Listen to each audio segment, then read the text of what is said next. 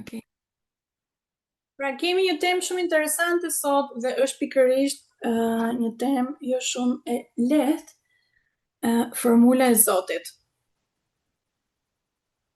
Përshëndetje, mirë se erdhën edhe ata që janë në Instagram edhe po na dëgjojnë.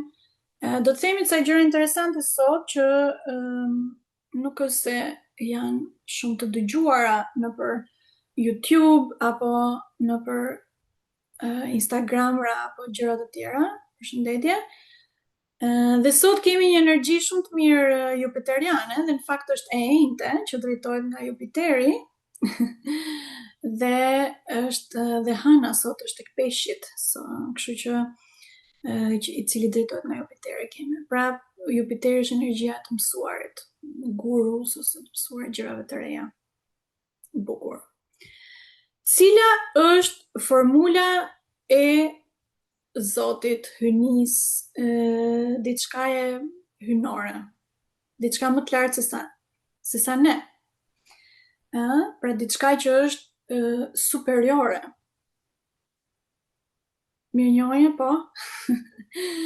Eli, po jo vetëm Jupiterit, mirënjohje apo jo gjithë, sepse gjithë planetët kanë energjinë e tyre dhe edhe vetë planetët apo jo drejtohen ka një forcë, ka një aks, ka një qendër që drejton gjithçka, apo jo ka një hynore që drejton, dirigjon si yjet lëvizin, çfarë është më e mirë për njerëzit që të evolojnë, gjëra të mira.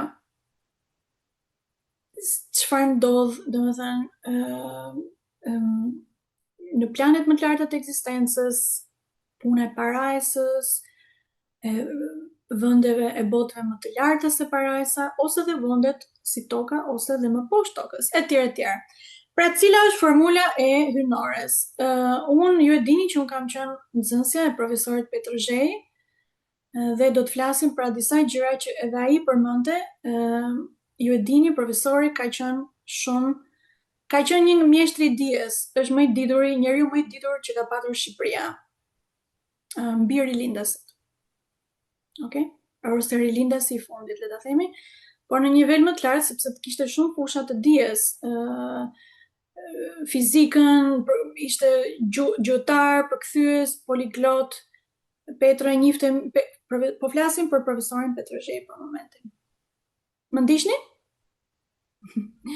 Pra, profesori gjigant, mjeshtri i dijes Petrozhej ka qenë një nga njerëzit me shumë vetëdije, me inteligjencë të lartë në Shqipëri.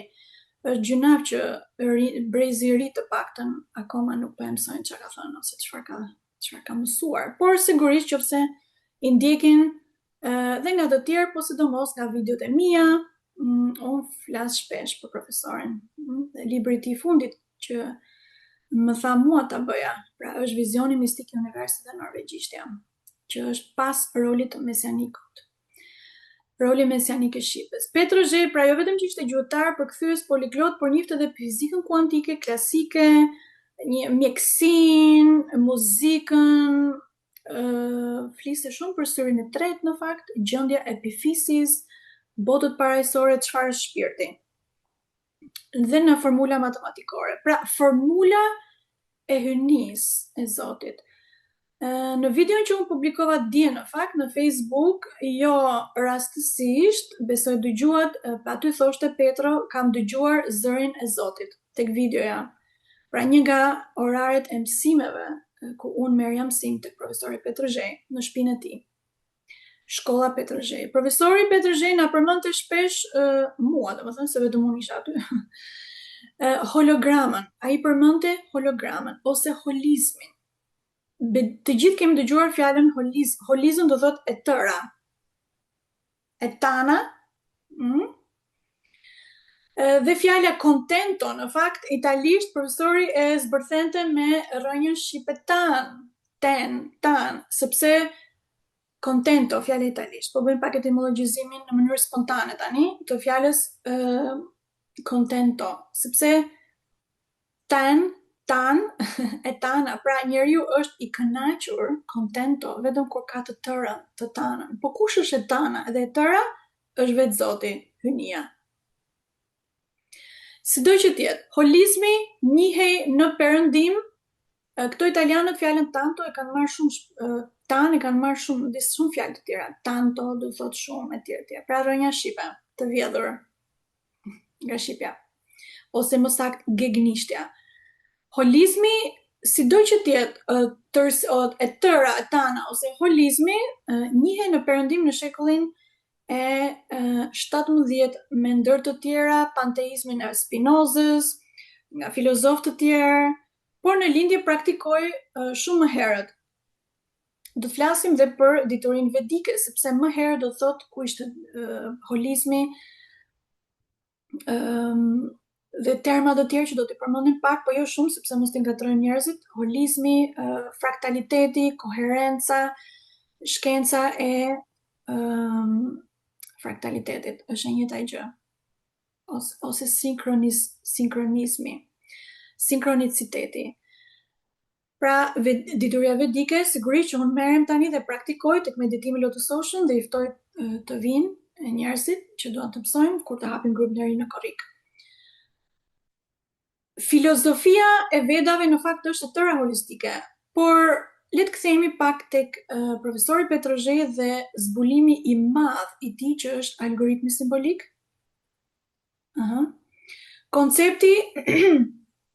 Koncepti i holizmit është i gjallë dhe shumë themelor në algoritmi simbolik.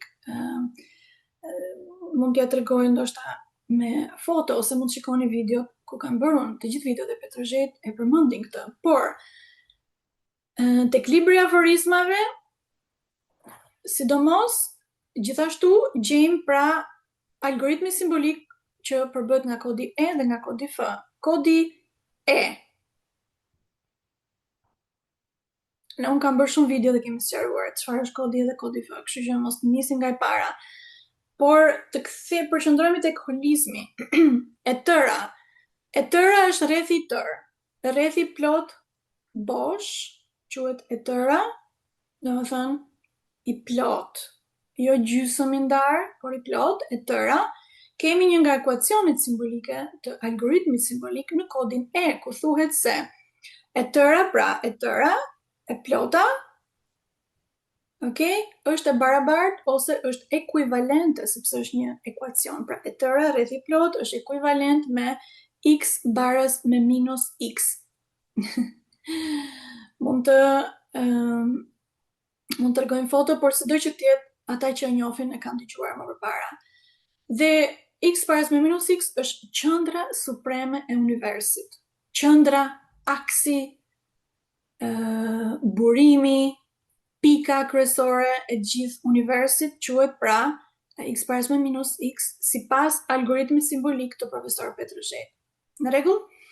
Profesori në gjitha librat e tij, pra, por sidomos tek libri i aforizmave dhe tek Shqipja sanskritishtja 1-2, roli mesianikut, roli mesianik i Shqipës, kudo në fakt, por sidomos tek libri i aforizmave shpjegon se sistemi i algoritmit simbolik paraqet një hologram. Tani ç'lidhje ka kjo me Zotin?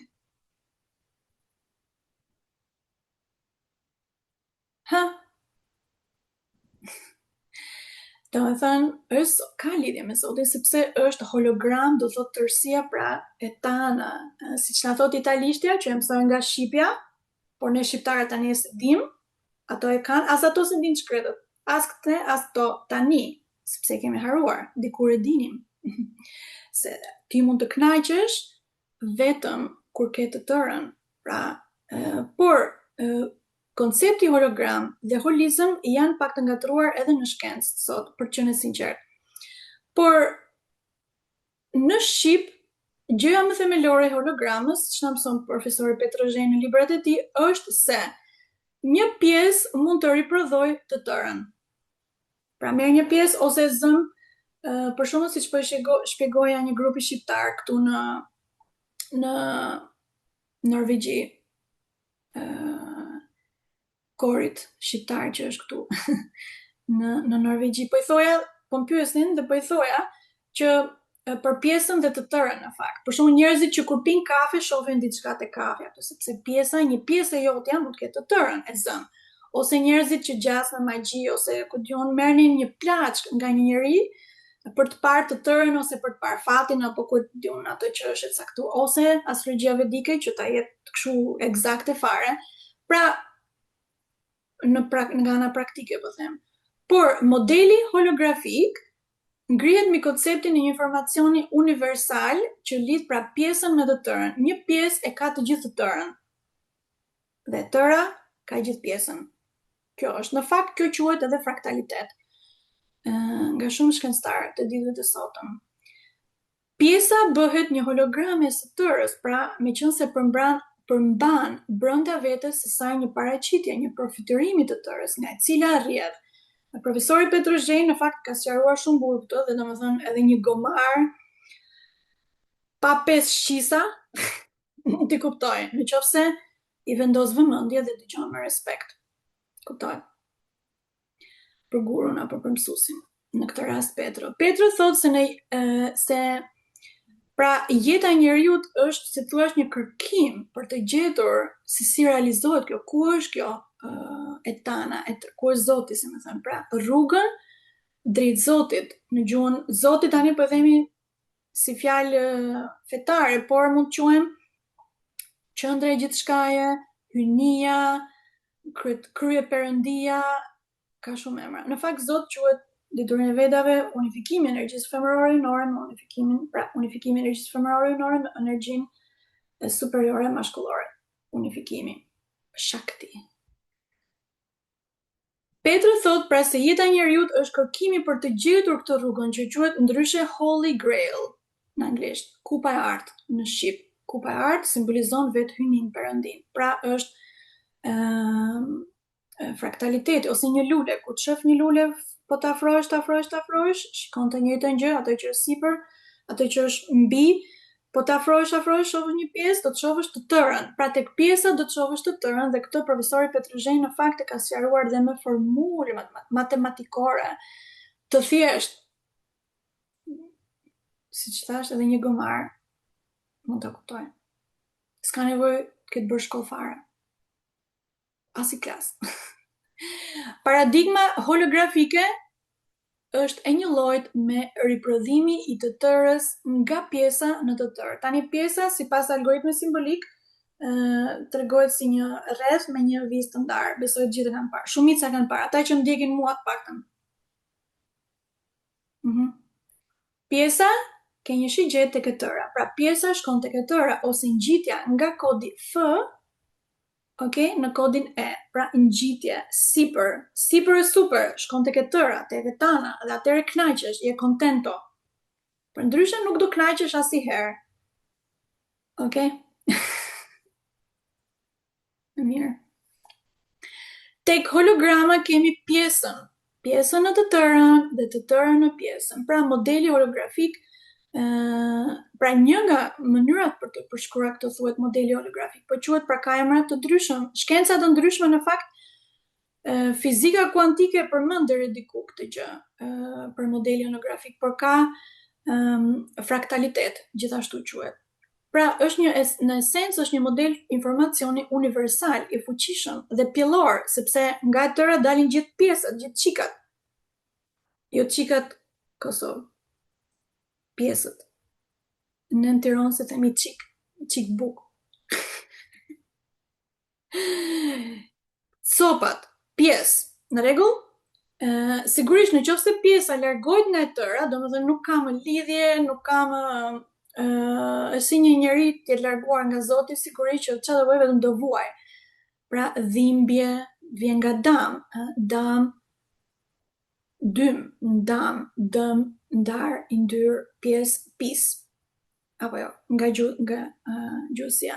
Që pjesa, pra kur pjesa lidhet me ynoren, domethënë ka një lidhje, kjo do thotë evolimi. Prandaj unë e bëj për shumë meditim Lotus Ocean, student e Lotus Ocean, të sinqert, që duan të evolojnë me gjithë shpirt, pra duan që të rrisin shpirtin e tyre, prandaj ne bëjmë qëndërzimin, pra që ti të lidhesh, pra nga një pjesë të lidhesh me të tërën. Kuptohet, nuk është kollaj, duhet punë, prandaj çdo njeri duhet bëj punën e vet.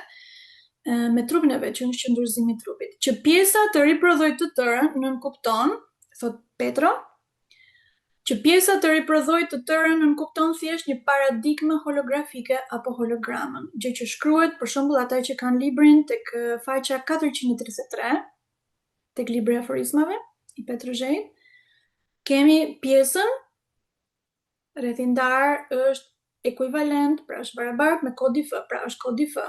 Por kemi dhe N që është rrethi plot, etana. Në kodin E, pjesa dhe etana janë të barabarta. Pra pjesa është një lloj me të tërë në kodin E. Prandaj është kodi i hyjnisë, është kodi i Zotit. Pra Petro ka gjetur kodin e Zotit dhe formulën. Ka superuar Aristotelin dhe logjikën aristoteliane, që akoma shkenca punon me të fatkeqësisht. Por fizika kuantike deri diku e ka superuar gjithashtu. Pra nga formula tek faqja 433 thuhet nga formula E baraz me E baraz me F del E baraz me rrethindar baraz me rrethi plot. Pra pjesa është barabartë me të tërën, shkurt muhabeti. Po qëndërzimi të lidh me të tërën. Se njerëzit thonë ti Afrodita, ne të dinim ty studentët të Petrozhejit, po ti merresh me gjëra shpirti, hynia, domethënë edhe thonë ç'lidhje ka kjo. Gjithë jeta e Petros ishte për si ta mësosh në formulë matematikore si bëhet kjo, sigurisht unë mësova nga Petra nga formula matematikore teorikisht, por tani me ditimin lotusoshën gjithë këto ka ardhur momenti për t'i mësuar praktikisht. Dhe ata që mendojnë që ti Afrodita e fut kot, sigurisht harxojnë dhe kohën e tyre, sepse është vetëm mundësi. Tani në fakt është mundësia që pjesa të lidhet me të tërën. Po, thonë tani Afrodita e bërë shumë shpirtërore ti këto intelektualet në Shqipëri. S'po i them emrat që janë ditë njohur. Sigurisht, ato studiojnë Petrën, por me një mësues, si mund të mësosh? Kur lexon librat apo kur i takon? Kur e takon, unë kam qenë 3 vjet tek shtëpia e Petros, kështu që sigurisht jam shumë mirënjohëse për këtë mundësi, sepse nëse nuk do kisha shkuar tek shkolla Petra, nuk do të kisha kuptuar diturinë vedike të avatarit Gurus Prashant Trivedi. Pra është një shkallë shumë e lartë. Nëse nuk e ke parën, si do kuptosh të dytën, që është më e madhe. Sipas profesorit Petrozhej, fizika klasike përfaqësohet nga simboli ndarjes, pra parimi i ndashmërisë. Tani bëj pak fizik, nuk ka nevojë, apo i kuptoni? I kuptoj? Shqyr, super. Pra fizika ndër të tjera Petro kishte studiuar fizikën kuantike aq rëndësisht sa që domethënë e sqaronte në mënyrë shumë të bukur, sepse algoritmi simbolik hyn në çdo fushë, në fizik, në kimi, në spiritualitet, në materializëm, në muzikë, në mjekësi, kudo, në gjuhësi, kudo. Sigurisht që prandaj, kur di algoritmi simbolik, u kupton dhe fushat të tjera të dijes më lehtë. Po, pikërisht. Pra, fizika klasike, thot Petro, i mund ta themi me simbolin e ndarjes, fizika kuantike, pra si parimi i pandëshmërisë, pra minus ndarje, domethënë e tëra, ose parimi i papërcaktueshmërisë. Pra hynia është i papërcaktueshëm, është infinit, është i pafundëm, nuk mund të përcaktohet. Pra nuk ndarje. Okay? Është hynia ose Zoti. Për sa i përket fizikës kuantike, Petrozhej na sqaron në fakt që mund të ketë edhe komunikime me sinjale që udhtojnë me një shpejtësi më të madhe se dritës, që quhen komunikime imediate. Siç janë ato që ndodhin mes dy grimcave entangled. Parimi i papërcaktueshmërisë së Heisenbergut, uncertainty principle. Kot sa përmenda sa për ti vritet i çik veshje me gjërat vërteta. Jo vritet, po të përktheli. Shkenca sot më e fundit dhe moderne e lidh hologramën me të vërtet, me atë që quhet fraktalitet, pra, siç e përmenda më përpara. Në fakt dhe kjo fraktalitet shpjegohet shumë bukur nga shqipja, siç e ka shpjeguar dhe profesori Petrozhej. Në libra nuk e di, po të paktën me mua. plot herë. Rënja tek fraktalitet vjen nga shqipja pre, sepse f-ja do thot ph. Fre, pre, fra, fragment, gjithashtu vjen nga fragment pjesë, për shembull fra vjen nga fra, shqipja pre. Kush e ka? Shqipja dhe sanskritishtja. Po shqipja e përdor akoma. Pra shumë është shqipja gjuhë e gjallë në gjuhët e vdekura, thot profesori Petrozhej. Pra, pre do të thot prerja e raportit të artë, pra faj që krijon materien fizike. Le të përmendim disa nga aforizmat të profesorit Petrozhej që na ndihmojnë shumë për të kuptuar këtë gjë që po flasim tani. Për shembull, pra nga ndarja krijimi, apo jo kemi një simbol tjetër të algoritmit simbolik, rrethi ndar është ekuivalent me rrethin e zi. Rrethi zi mund të interpretohet dhe si materia. Okay? Pra lindja e lëndës nga ndarja ose prejardhje nga një premje. Pra fjala pre edhe prejardhje do thot pra premje, pre. Ndarja, krijimi, okay? Edhe më shumë gjëra tjera, por nuk do të ngarkojmë më shumë. Edhe tek librat e profesorit Petrozhej, tek libri aforizmave sidomos shkruhet se Paracelsus thoshte që çdo gjë lind me një ndarje. Pra, sigurisht profesori Petrozhej i kishte studiuar mirë dhe superuar në fakt Spinozën, Paracelsus, shumë njerëz të njohur të shquar që janë përpjekur të gjejnë Zotin, hynoren, me formul, pa formul, te koka e tyre, në trup, pa trup, etj. Raporti i artë, sepse sot është tema formula e Zotit. Këto gjëra nuk besoj që ti gjeni shumë në vende të tjera dhe nuk janë shumë të aftë për t'i sqaruar sepse duhet të kesh një lidhje hynore me Zotin që flasësh për Zotin. Apo jo? Po. Raporti i artë phi është një konstante raporti i artë me cilën natyra punon. Numri Fibonacci. Besoj keni dëgjuar? Phi golden ratio. Ajo lidhet me hynoren shumë. Raporti i artë është një konstante matematikore iracionale për afërsisht pra 1.618. 0.33987. Po, shumë mirë, po më ndiqni. E gjithë natyra priret të shkojë drejt raportit të artë, që nga degëzimi i pemëve siç shikon lulet, dallgët, spiralja, guackat e detit, çdo gjë, shumica e gjërave në natyrë janë në formën e raportit të artë. Pra seria e numrit Fibonacci, besoj edhe në përshkolla deri diku bëhet, se në përshkolla nuk bëhet gjeometria e shenjtë. Pra natyra pritet të shkojë drejt raportit të artë të përsosur, thot guru ynë Prashant Trivedi.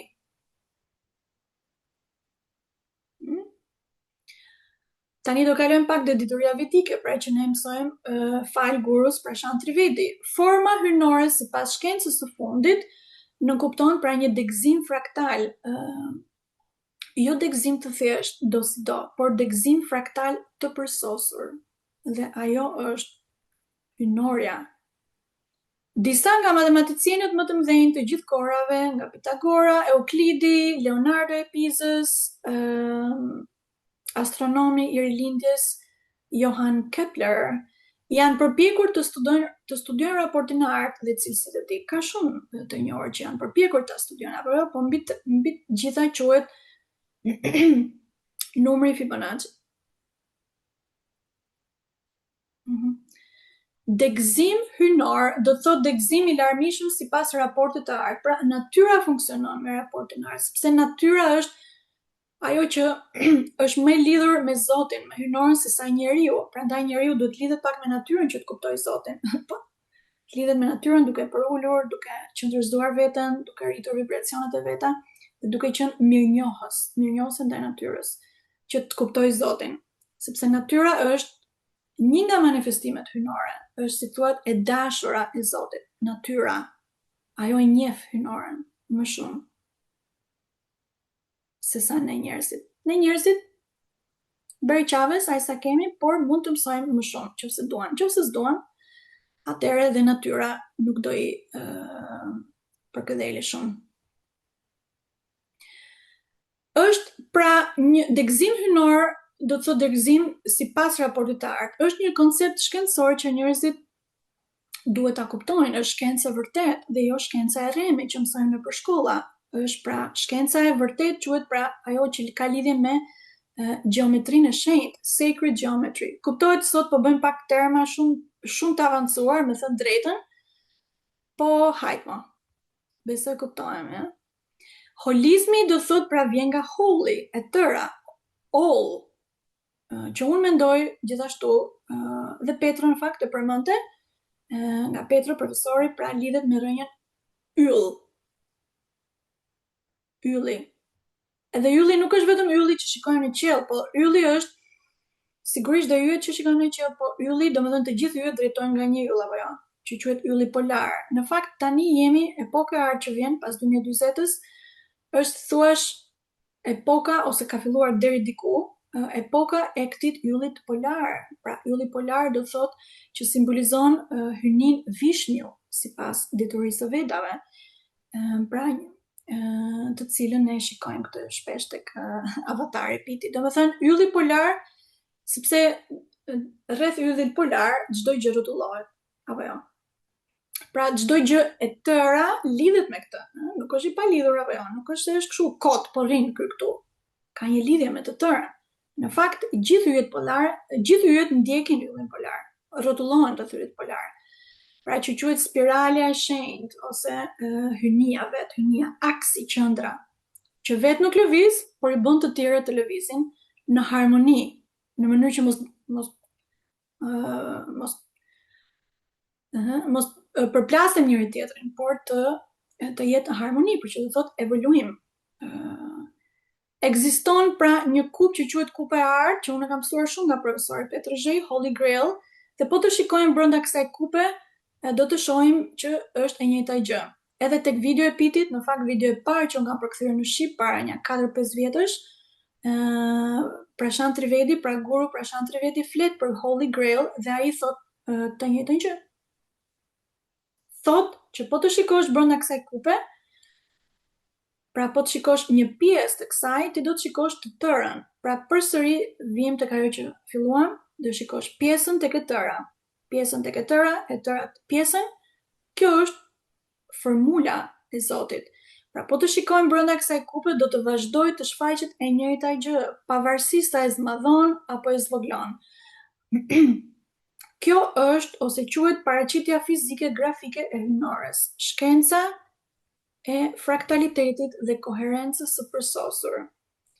Natyra është gjithmonë pra e prirur drejt hynores, por nuk arrin plotësisht.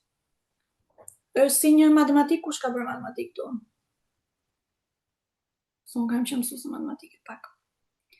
Kemi një hark, tangent, pra është tangente, nuk është njësoj, por është i afrohet hynores. Natyra tenton priret drejt hynores, sepse hynoria është përsosja. Po. Përmendëm pak edhe shpejtësinë e dritës. Në fakt, profesori Petrozhej ka sqaruar dhe fjalën illuminate nga shqipja, por mund ta shikoni tek librat. Dhe në fakt unë kam bërë dhe video, këtë mund ta dëgjoni video tek Afrodita e Saj në YouTube. Prashant Trivedi na sqaron se ne ndodhemi këtu në botën 3-dimensionale, pra në botën 3D, pra në 3 dimensionet e hapësirës dhe një dimension i kohës. Si? Po kjo u krijuar, kjo kue? Të kemi dhe me gegnisht, na e shkruajt çik më mirë. Eli, pyetjen. Okej. Në fakt duhet të mësojmë pra se si të dalim nga kjo botë 3D, domethënë që quhet matriksi tridimensional, apo jo, nga ky matriksi kësaj bote këtu. Dhe pikërisht se si të dalësh nga ky matriks, pra që si të afrohesh më shumë me hynoren, që do të thotë të evoluosh, për këto na këshillon avatari ose guru Prashant Trivedi. Në momentin, dëgjoni kujdes, në momentin e vdekjes, shpirti i një njeriu kur largohet nga trupi i tij, që të dalë nga matriksi, duhet të ketë pra me një shpejtësi më të madhe se sa e dritës. Për këtë shërben ADN-ja. Dhe në fakt këtë e gjejmë tek eposi, i piti që do ta lexojmë pak pas disa minutash. Pra shanti pohon se ADN-ja në trupin ton është mjeti që ne mund të përdorim për të gjuajtur shpirtin ton me një shpejtësi më të madhe se shpejtësia e dritës. Është si të gjuash pra shigjetën që simbolizohet me shpirtin nga harku që simbolizon trupin. Sa e bukur që është? Shumë e bukur. Për këtë njeriu duhet të përgatisi trupin e tij, pra ADN-n e tij, në rregull që të jetë i aftë të realizojë këtë gjë. Prandaj dhe ka lindur. Këtë gjëja do shpirti, por jo të gjithë shkojnë në këtë rrugë, ose më themin shumë pak, ndonjëherë dhe asnjëri në epokën e errësirës. Pra, se si të realizosh këtë gjë, pra domethënë pra të kalosh shpejtësinë e dritës, gjë që dhe fizika kuantike e thot. Për këtë gjë duhet pra patjetër që njeriu të përgatisi trupin e tij gjatë jetës që ka, prandaj ka 100 vjet maksimum, 120. Hajde edhe pak më shumë, me mik po themi 130 apo ku diun.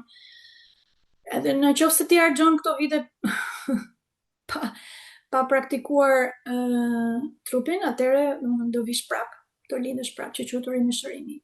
Pra, se si realizohet kjo gjë, domethënë kapërcimi i shpejtësisë së dritës na mëson në praktik vetëm jeta Lotus Ocean, që fal prashantit, unë gjithashtu e jap mësim tek seancat e meditimit Lotus Ocean.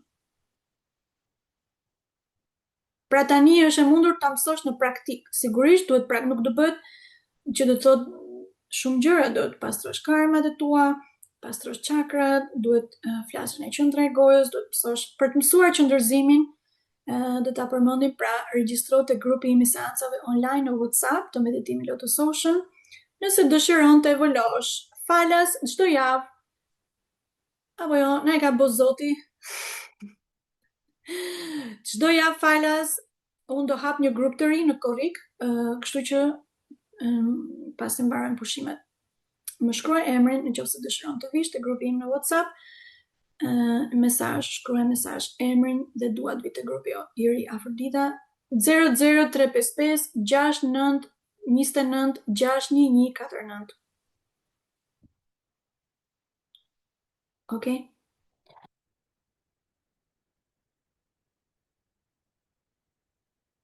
Bur. Unë kam fakt më shumë gjëra, por nuk e di ana del koha. Shpejtësia e dritës është kufiri i botës tridimensionale. Kur njeriu ose një qenie ka përcen shpejtësinë e dritës, atëherë quhet pra i dal nga matriksi kësaj bote. Pra, shpejtësia e dritës është kufiri. Shkencëtarët e fraktalitetit apo hologramës kanë zbuluar, si thuash, fraktalitetin e përsosur, që paraqet formulën e Zotit hyjnis, pra, ose forcës supreme, Zotit hyjnor ose Shakti, sipas në gjuhën sanskrite, fuqia hyjnore. Pra, shkencëtarët e fraktalitetit e kanë paraqitur këtë në mënyrë grafike, dhe në fakt ajo ka formën e një kupe, pra që përmendën kupa e artë. Por kur brenda ADN-s së një njeriu ndodh kjo formë, atëherë kjo nënkupton se ka gjetur kupën e artë. Dhe Piti ka bërë disa video në fakt, por njëra është të merrsi shumë e qartë, se si në gjak, pra në ADN realizohet kjo gjë. Pra shantriveti mëson njerëzve se si të realizohet kjo gjë. Ata që janë interesuar kuptojnë. Ka mënyra se si të mësosh gjakun, pra ADN-n tënd që të arrijë në këtë gjendje të tillë, formë kupe, Holy Grail, të nevojitet lidhja e duhur me elementet e natyrës, mirënjohja, përulja e sinqertë ndaj tokës, elementeve të natyrës, pra vetë natyrës, duhet patjetër të kesh respekt dhe të zbatosh në jetën tënde parimet e pastra, apo ligjet hyjnore të multiversit, dhe se si ti praktikosh. Ligjet hyjnore të multiversit janë thjesht, do të thotë, në qoftë se ti respekton, s'ka gjeli më shkruaj pastaj se ka shumë komente dhe më ikin. Nuk e kemi syt aq mbi shpejtësinë e dritës. Okay? Të praktikosh ligjet hyjnore të multiversit do të thotë të praktikosh kodin E.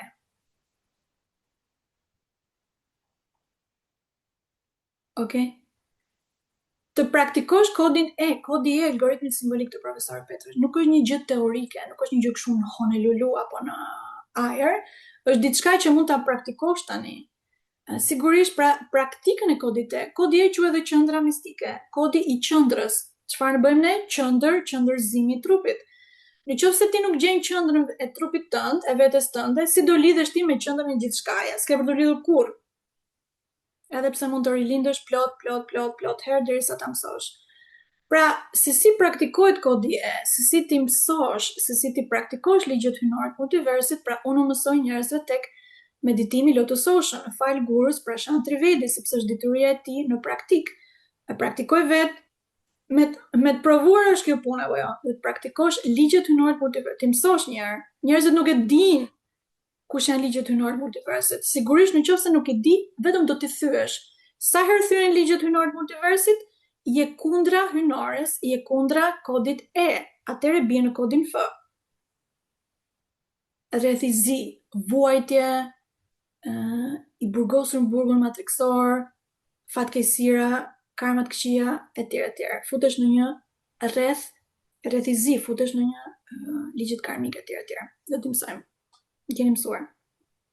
Jeni bërë kaq zgjuar. Pra, duhet të zbatojmë ligjet hyjnore të multiversit çdo ditë të jetës tonë, në veprime, në të folur, duhet hash ushqimet e duhura vegetariane, pa ushqime vegetariane nuk shkon kurrë në parajs, nuk e prek dot kodin E.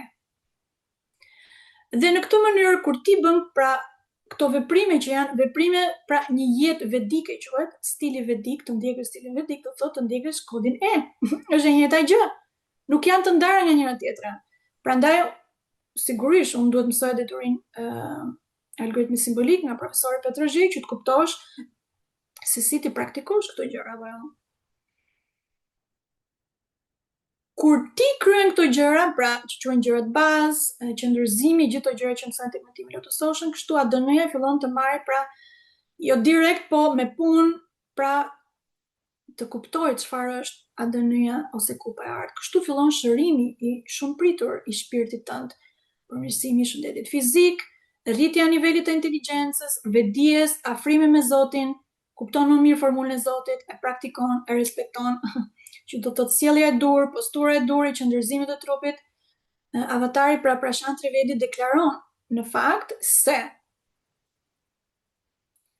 gjendja dhe forma e ADN-s tënde gjatë momentit të vdekjes varet nga veprimet që ke kryer gjatë gjithë jetës tënde, pra karmat, krymjet, karmat. Pra, sa lidhje me natyrën ke patur, sa shumë e ke gërshëtuar ADN-n tënde, sa ke respektuar më të lartë mësuesin, kush ti mësoj, gurun ose atë që të çoj deri te kjo dituri, që ti praktikosh, sa ke respektuar hyjnoren, sa ke përsëritur mantra, ligjet hyjnore, parimet e pastra, të folura sigurisht nga qendra e kohës. Pra sa karma pikë pozitive ke. Për të mësuar, siç u thash, qëndrëzimin, regjistroni te grupi im i seancave online në WhatsApp të meditimi Lotus Ocean, nëse dëshiron të evoluosh. Pra falet çdo javë, unë do të hap një grup të ri në Korrik, mund të vish ata që nuk janë. Kështu që shkruaj pra emrin, nëse dëshiron të vish te grupi, le ta themi edhe një herë numrin e telefonit i WhatsAppit 00355 69 29 611 49. Okej. Kemi dhënë pak si shumë informacione ndoshta, por si gjithmonë kur bëjmë live në Instagram apo në WhatsApp, në rrjetet e tjera sociale, marrim gjithmonë, lexojmë disa citate, okay, nga eposi i Pitit, që ndodhet në pra Pisgita e shqipëruar nga mua që në 2019, kura i tërmetima. A mund të shkruajmë numrin të lutë? Kush janë studentët e mi të avancuar? Aty mund të shkruajmë pak Demnerieva. Shkruaj pak numrin e celularit të WhatsAppit, ata që dëshirojnë. Mund të shkruajnë dikush në koment. 00355 69 29 611 49. Atëre, le të marrim një citate pak mbi formulën e Zotit, apo Zoti, apo hyjnori, apo ADN-ja, këto temat që përmendëm sot, Do t'i themi pak, do t'i lexojmë disa citate nga Eposi i Pitit, pra libri i Prashant Trivedit në shqip, që studentët e mi të avancuar pra e lexojnë me zë përdoret, është si gjithë libri është mbushur me mantra. Po bukur, mirënjohje. Bravo, bravo, shumë mirë. Sigurisht Eposi i Pitit dhe mantra, si thuhen, pra nga qendra e gojës, sigurisht këto i bëjmë sidomos në seancat e avancuara të meditimit lotusoshëm. Në fakt që unë kam pas 15 minutash, kemi një grup të avancuar. Le të shkojmë tek Eposi i Pitit, faqe 314. Të ta lexoj unë tani, meqense na ka mbetur pak kohë, dëgjojmë me kujdes. Në rregull? Për çfarë shërben trupi? Ka shumë njerëz në këtë planet që bëjnë shumë gjëra të çuditshme me trupin e tyre, duke përdredhur, vërtitur atë, duke futur brenda tij të gjitha llojet e substancave, duke trajtuar atë si një makinë me qira, pa bërë kurrë as pyetjen më themelore, për çfarë shërben trupi? Dëgjojmë? Trupi është si një hark, shigjeta e të cilit është shpirti. ADN-ja në gjenet tuaja është nxitsi i cili e shtyn tutje shpirtin tënd në momentin e quajtur vdekje. Ashtu si një aeroplan i kërkon shpejtësi të madhe adekuate për të marrë fluturim në të njëjtën mënyrë, edhe shpirti kërkon shpejtësi më të madhe se shpejtësia e dritës për të kapërcyer matriksin e këtij plani. Kështu që nëse njeriu nuk e përgatit trupin ADN-n e tij për të realizuar këtë, nëpërmjet lavdërimit, shërbimit të hyjnisë, trupi i tij ka shkuar dëm. Vetë kuptohet, njeriu do t'i jepet një model më i keq sa herë që trupin do ta keq përdor. Domethënë reinkarnacioni në një familje më të keqe ose vuajtje, smundje etj. Tani kuptojnë për shumë njerëzit që lindin në familje lypsash, mbi fjala. Ose ku të presin e kom në i dorë, sa e fëmijë për shembull, etj. Pra, karma, askush nuk lind në mënyrë të rastësishme. Atëre, tema jonë sotme ishte pra mbi Zotin. Le të shkojmë pak tek Eposi i Pitit, fjalët e Prashant Trivedit mbi Zotin. Është shumë e bukur në fakt, ka sqaruar shumë bukur.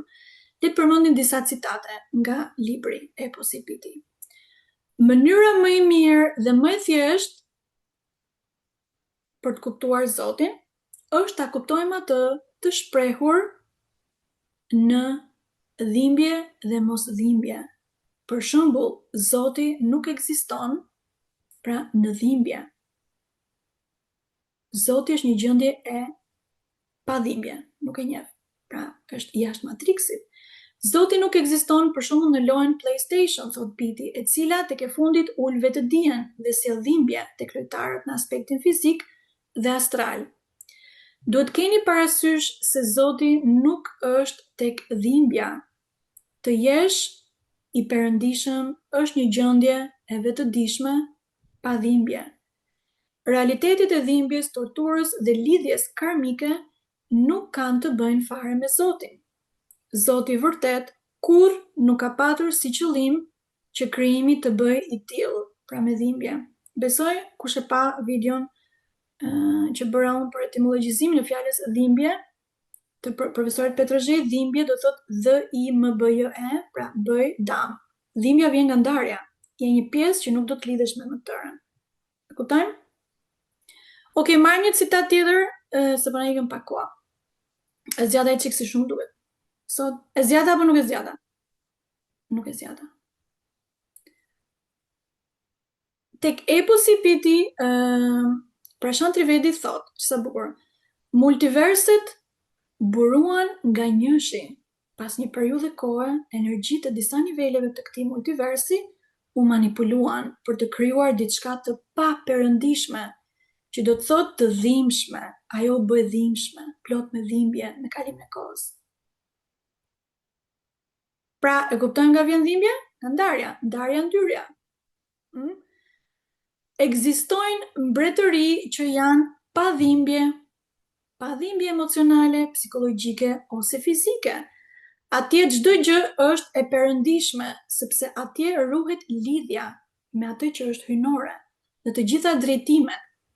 Qenjet që shkëpusin me qëllim këtë lidhje krijojnë mbretëri të paperëndishme, të cilat nuk bëjnë pjesë tek ajo hyjnorja, thjesht sepse ato nuk i përmbahen kushteve të hyjnisë për të krijuar.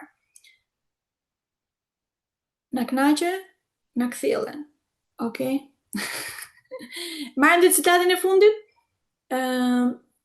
që ka lidhje me Zotin, që sqaron tek eposi Piti, në të ashtu quajturën perëndim, kjo është në fakt për qeshur pak shumë gëllap. Në të ashtu quajturën perëndim, nëse Zoti nuk duket i vrasht me një kurore brirësh, do të duket si një xhaxha i vjetër i zymt si Santa Claus, duke hedhur dialogje të mërzitshme. Në parim çdo gjë që femrat nuk mund të ndjejnë tërheqje kundrejt. Nëse femrat shkëputen nga Zoti, shoqëria vetvetiu do të shkëputet. Kështu që dhe ne tani po shkëputemi, tani ka shumë gjëra. Kjo ishte thjesht për dhe një shije të formula e Zotit që kishim të mësot. Ju përshëndes, tani unë në fakt në orën 8 kam me grupin avancuar të meditimit lotësoshëm. Kështu që kemi tema të avancuara. Temat të avancuara do të thotë si të përmirësosh më tepër trupin tënd, si përmirësosh shëndetin tënd, balancosh mendjen dhe të evoluosh në shpirt. Pra trup, mendje, shpirt. Okej, mirë atëre. Me grupin avancuar kemi në orën 8. Kurse njerëzit që janë të rinj dhe dëshirojnë të mësojnë më shumë këto gjëra në praktik, gjërat bazë, do të mund të regjistrohen pra në WhatsApp, siç e kete komentet, kush të dojë, mund të regjistroni për grupin që fillon në Korrik. Okej, një grup i ri i madh, gjigant. Kalofshi bukur. Po, shif në Ryan, kalofshi bukur. Shifemi herës tjetër në Instagram ose në rrjetet sociale. Kalofshi bukur. Kalofshi bukur dhe juve në YouTube.